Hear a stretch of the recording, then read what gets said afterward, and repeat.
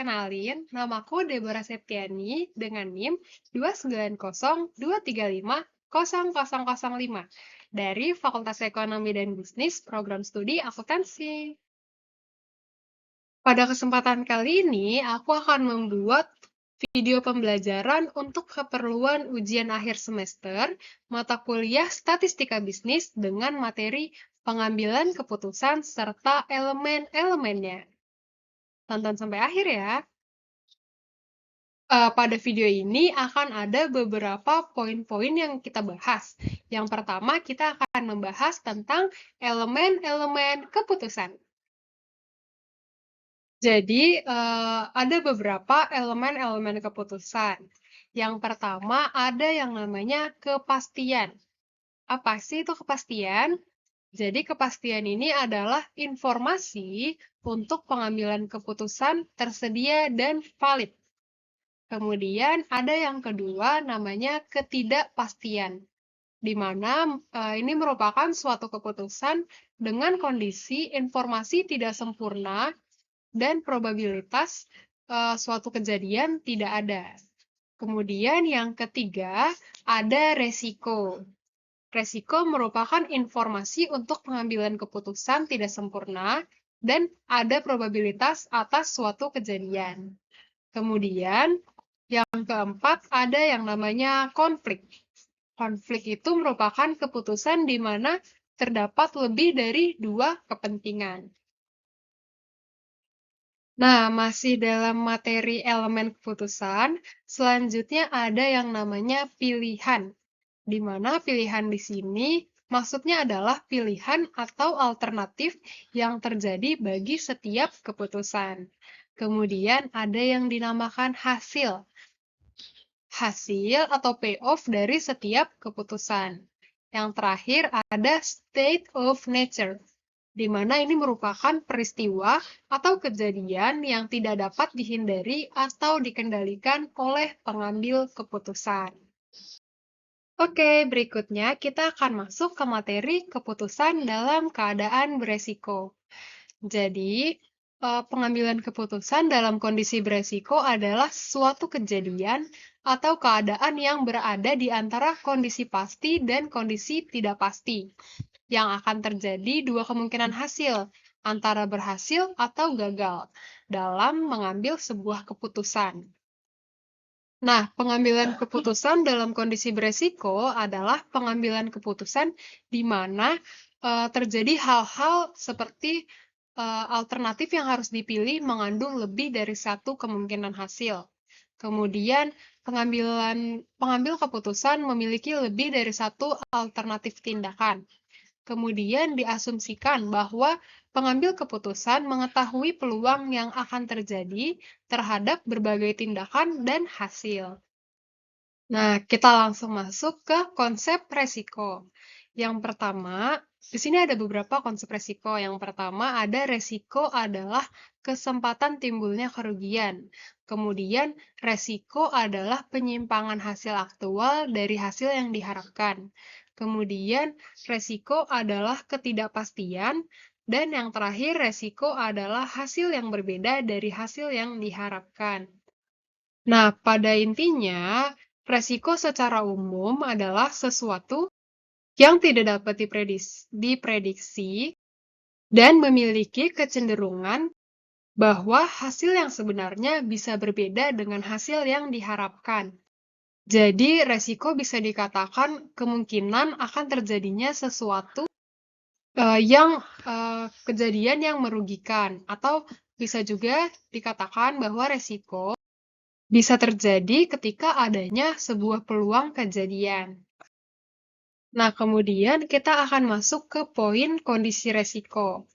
Jadi, kondisi beresiko ini adalah suatu keadaan yang memenuhi beberapa syarat. Contohnya di sini ada 3 syarat. Yang pertama, ada alternatif tindakan yang visible atau yang dapat dilakukan. Kemudian yang kedua, ada kemungkinan kejadian yang tidak pasti dengan masing-masing nilai probabilitas. Dan yang terakhir, memiliki nilai payoff sebagai hasil kombinasi suatu tindakan dan kejadian tidak pasti tertentu. Kemudian berikutnya kita masuk ke materi teknik pengambilan keputusan dalam kondisi beresiko. Jadi ada 3 teknik untuk pengambilan keputusan dalam kondisi beresiko.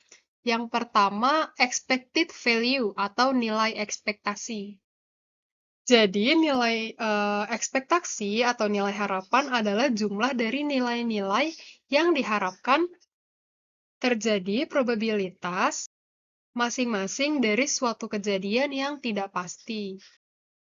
Kemudian yang kedua ada expected opportunity loss atau nilai kesempatannya hilang, yaitu merupakan sebuah atau suatu alternatif atau tindakan.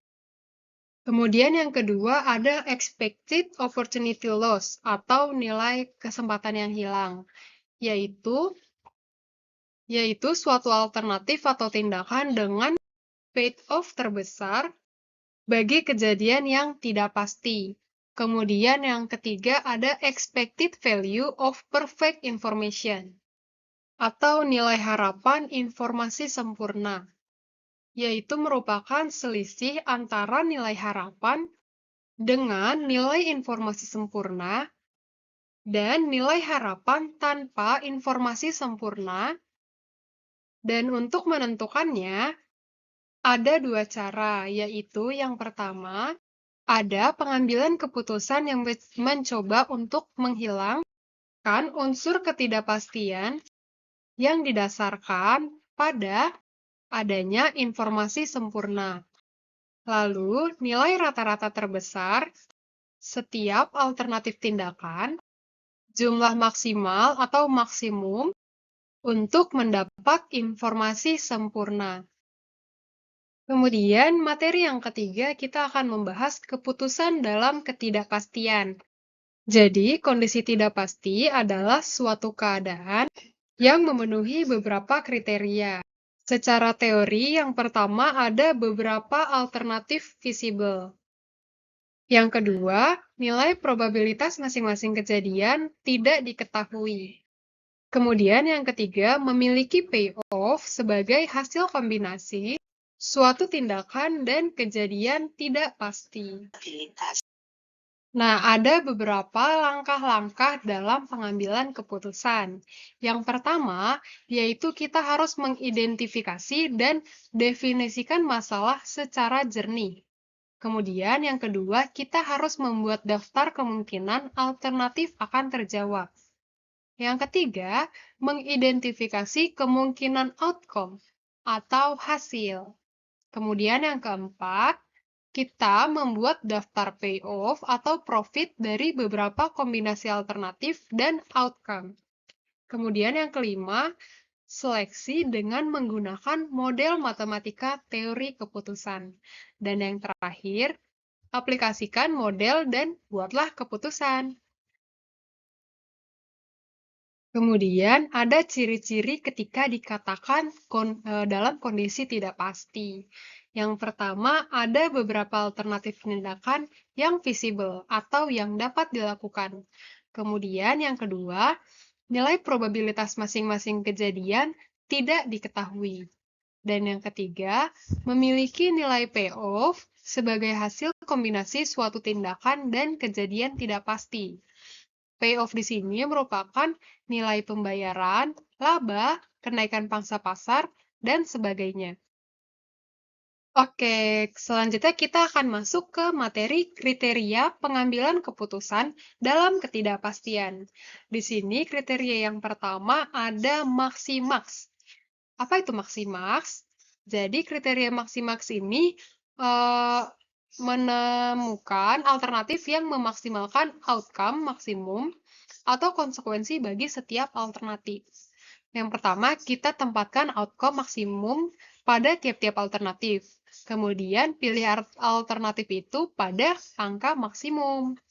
Kemudian, kriteria kedua ada maksimin, di mana kriteria maksimin ini menemukan alternatif yang memaksimalkan hasil yang minimum atau konsekuensi bagi setiap alternatif. Pertama, kita tempatkan hasil minimum pada tiap-tiap alternatif, kemudian ambil alternatif itu pada angka minimum. Kemudian kriteria ketiga ada equally likely, yaitu sering disebut juga dengan Laplace, merupakan kriteria keputusan untuk menentukan alternatif pada angka rata-rata outcome yang paling tinggi. Jadi pertama kita harus menghitung rata-rata outcomes pada setiap alternatif dengan cara menjumlahkan semua outcome dan dibagi angka masing-masing outcome, kemudian pilih alternatif pada angka maksimum. Kemudian yang keempat ada criterion of realism, yaitu kriteria keputusan yang menggabungkan antara keputusan optimistik dan keputusan pesimistik. Kriteria ini menggunakan koefisien realism yang mempunyai range atau jarak angka antara 0 sampai dengan 1. Jika mendekati angka 1, maka decision maker optimis terhadap masa depan, dan jika mendekati angka 0, maka decision maker pesimis terhadap masa depan. Kemudian yang terakhir ada minimax, yaitu kriteria keputusan terakhir yang kita diskusikan adalah berdasarkan pada opportunity loss. Kriteria minimax ini menemukan alternatif yang memperkecil opportunity yang maksimum di antara masing-masing alternatif. Pertama, kita harus pilih opportunity loss yang maksimum dari masing-masing alternatif, kemudian kita pilih alternatif yang mempunyai angka minimum. Baik, sekian video pembelajaran untuk keperluan ujian akhir semester mata kuliah Statistika Bisnis. Semoga video ini bermanfaat bagi teman-teman sekalian. Terima kasih.